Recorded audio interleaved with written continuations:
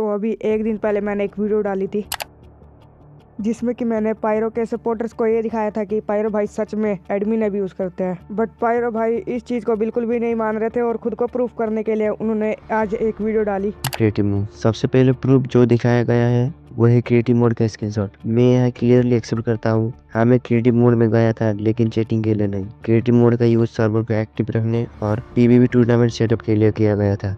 तो क्या सच में पायरो भाई क्रिएटिव में पीवीपी टूर्नामेंट करवाने के लिए गए थे? तो इसकी इन्फॉर्मेशन मैंने अपने कम्युनिटी पोस्ट में डाल रखी है, लेकिन अगर आपको फुल डिटेल में इन्फॉर्मेशन चाहिए तो मैं आपको अभी बता देता हूँ। तो लाइफ टेर SMP के सीजन 2 में अमृत नोप को गलती से पायरो भाई ऑपरेटर दे देते हैं एंड देन तभी अमृत नोप देखता है कि पायरो भाई क्रिएटिव में जा चुके हैं एंड अमृत नोप उस चीज का स्क्रीनशॉट लेके लाइफ टेर SMP के ग्रुप में डाल देता है एंड पायरो भाई खुद की इज्जत बचाने के लिए यही बोलते हैं कि वो तो पीवीपी टूर्नामेंट के लिए किट तैयार कर रहे थे। लेकिन तभी अमृत नोप बताता है कि पायरो भाई पहले स्पॉन पे ही थे, लेकिन उन्होंने खुद को पहले बेस पे टीपी किया, उसके बाद जाके क्रिएटिव में गए एंड इसके बाद पायरो भाई को पता लग चुका था कि उनकी पोल खुल चुकी है, तो उन्होंने खुद को बचाने के चक्कर में SMP डिलीट कर दी।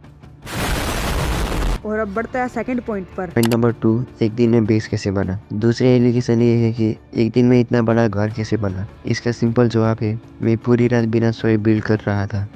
तो पायरो भाई अगर आपने बिल्ड खुद से बनाया था तो आपके सपोर्टर ने खुद ही आपको ये चीज क्यों बोली?